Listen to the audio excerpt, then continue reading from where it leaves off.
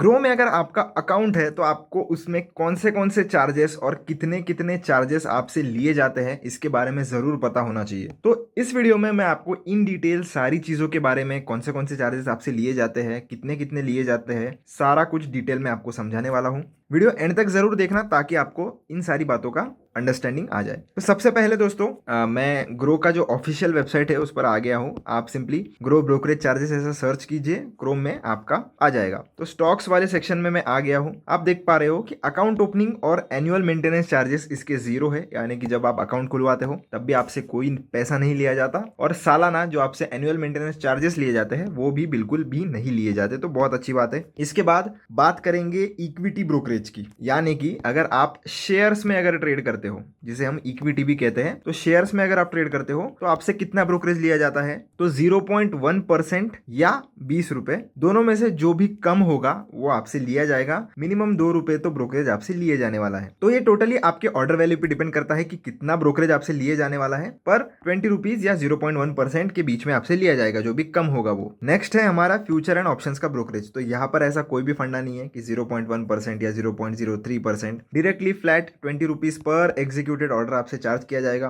तो ये भी आपको कंसिडर कर लेना है। इसके बाद दोस्तों, आप जब शेयर्स प्लेज करते हो मार्जिन लेने के लिए, जिनको भी प्लेजिंग नहीं पता है, तो वो एक प्रोसेस होता है दोस्तों जिसमें आपकी होल्डिंग्स के स्टॉक्स आप आपके ब्रोकर के पास प्लेज करते हो और उसके बदले में ब्रोकर आपको मार्जिन देता है, जिसकी मदद से आप इंट्राडे में और फ्यूचर एंड ऑप्शंस में ट्रेड ले सकते हो। तो उस केस में आपको स्टॉक्स जो है वो प्लेज करने पड़ते हैं। तो प्लेज और अनप्लेज करने के लिए पर ऑर्डर या पर ISIN जो है वो आपसे 20 रुपीज लिए जाते हैं। इसके बाद इन डिटेल जो ब्रेकअप होता है, यानी कि ब्रोकरेज के अलावा जो भी रेगुलेटरी चार्जेस होते हैं वो भी आप यहाँ से चेक कर सकते हो। इक्विटी की केस में इंट्राडे में आप देख पा रहे हो STT आपसे 0.025% लिया जाएगा, सिर्फ सेल साइड लिया जाएगा। डिलीवरी में बाय और सेल साइड दोनों आपसे STT लिया जाता है 0.1%। स्टैम्प ड्यूटी आप देख सकते हो। एक्सचेंज NSE BSE कौन कितना लेता है, बाय साइड लेता है, सेल साइड लेता है, ये सारा कुछ डेटा आप यहाँ पर इन डिटेल चेक कर सकते हो। DP चार्जेस जो बहुत ही इंपॉर्टेंट होता है, जो कि सिर्फ जब आप आपके शेयर्स बेचते हो तब आपसे लिया जाता है, वो भी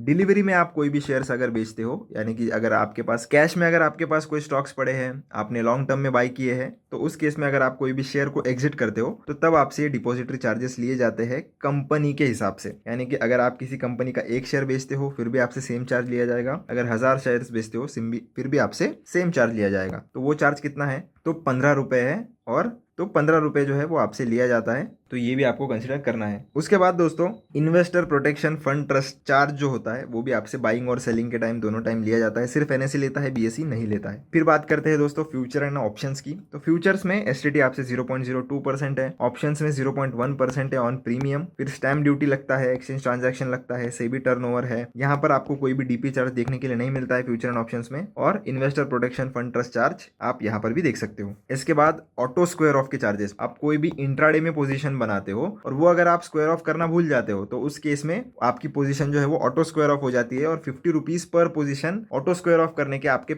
एज अ पेनल्टी यहाँ पर चार्ज किए जाते हैं। ऑक्शन अगर आप करते हो और आप फेल हो जाते हो कोई भी स्टॉक अपना डिलीवर करने, तो as per actual penalty by exchange आपसे लिए जाते हैं। 18% GST आपसे लिया जाता है, ये भी आपको मार्क करना है। MTF चार्जेस जो है जिसमें ब्रोकरेज आपसे लिया जाता है। फंडेड अमाउंट आपकी अगर 25 लाख से कम है तो लगभग 15.75% का पर एनम आपसे इंटरेस्ट लिया जाएगा, और अबाउ 25 लाख है तो 9.75% पर एनम आपसे लिया जाता है। ये बाकी के चार्जेस भी आप देख पा रहे होंगे, तो ये भी आप इन डिटेल में अगर पढ़ना चाहो तो पढ़ सकते हो। उसके बाद हम देखते हैं कि म्यूचुअल फंड्स में इसमें कितना चार्ज लगता है। तो म्यूचुअल फंड्स वाले सेक्शन में आ जाएंगे। अकाउंट ओपनिंग में भी कोई भी चार्ज नहीं है, ट्रांजैक्शन के तौर पर भी आपसे कोई भी चार्ज नहीं लिए जाते, यानी कि प्लेटफॉर्म प्रोवाइड करने के लिए ग्रो आपसे म्यूचुअल फंड्स में कोई भी एक्स्ट्रा चार्जेस नहीं लेता। जो एक्सपेंस रेशियो वगैरह होता है वो तो आपसे लिया ही जाएगा हर जगह पर। एज अ कंपनी या ब्रोकर ग्रो आपसे कोई भी एक्स्ट्रा चार्जेस नहीं लेना, ये आपको नोट करना है। फिर चलते हैं यूएस स्टॉक्स में। तो यूएस स्टॉक्स भी आप देख सकते हो, अकाउंट ओपनिंग एकदम फ्री है, AMC भी कोई एक्स्ट्रा नहीं ली जाती, और ब्रोकरेज भी आपसे नहीं लिया जाता है। पर ये एक लिमिटेड टाइम ऑफर है,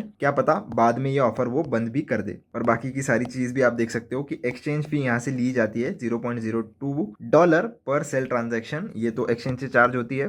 $9 पर विड्रॉल ट्रांजैक्शन, ये भी बहुत ही बड़ा चार्ज है, क्योंकि लगभग 720 या 700 रुपए के आसपास जो है वो आपको विड्रॉ करते समय जो है वो चार्जेस देने पड़ेंगे। तो उसी हिसाब से अगर आप करना चाहो, इतना चार्जेस आप अफोर्ड कर सकते हो, तो ही यूएस स्टॉक्स में इन्वेस्ट करना।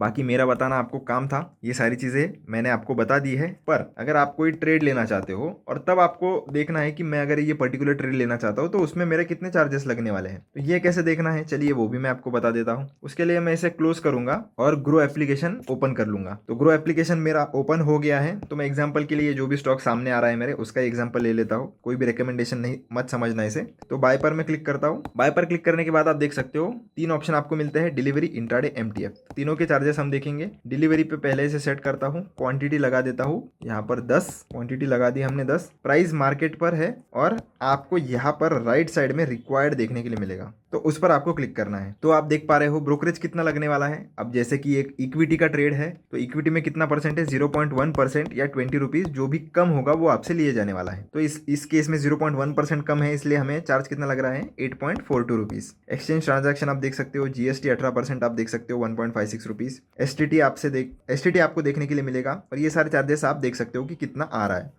इसके बाद हम देखते हैं इंट्राडे में कितना लगेगा। इंट्राडे में आने के बाद हम फिर जो है वो यहाँ पर मार्जिन ऑप्शन है, उस पर क्लिक करेंगे। यहाँ पर भी ब्रोकरेज सेम लग रहा है। एक्सचेंज ट्रांजैक्शन टैक्स आप देख सकते हो, जीएसटी देख सकते हो, सिक्योरिटीज ट्रांजैक्शन चार्जेस आप देख सकते हो। तो ये सारे चार्जेस आप यहाँ से भी पढ़ सकते हो। एमटीएफ के केस में भी चलिए देख लेते हैं। तो एमटीएफ पे मैंने सेलेक्ट किया और यहाँ पर फिर से हम रिक्वायर्ड पर जो है वो क्लिक करेंगे, और आपको इस हिसाब से चार्जेस भी देखने के लिए मिलेंगे, और कितना जो अमाउंट है जो ग्रो फंड करेगा उस पर आपको कितना ब्याज लगेगा वो भी आप यहाँ से चेक कर सकते हो। तो होप करता हूँ दोस्तों कि आपको सारे चार्जेस के बारे में समझ में आ गया होगा, और कहां से हम उसे चेक भी कर सकते हैं ट्रेड लेने से पहले, वो भी आपको पता पड़ गया होगा। तो वीडियो अगर पसंद आया हो तो लाइक, शेयर, सब्सक्राइब चैनल को जरूर से करना। कमेंट करके जरूर बताना वीडियो कैसा लगा। अगर आपको कोई भी एडिशन चाहिए, कोई भी प्रॉब्लम आता है, तो कमेंट सेक्शन में जरूर बता सकते हो मुझे। मिलता हूं नेक्स्ट वीडियो में, शुक्रिया।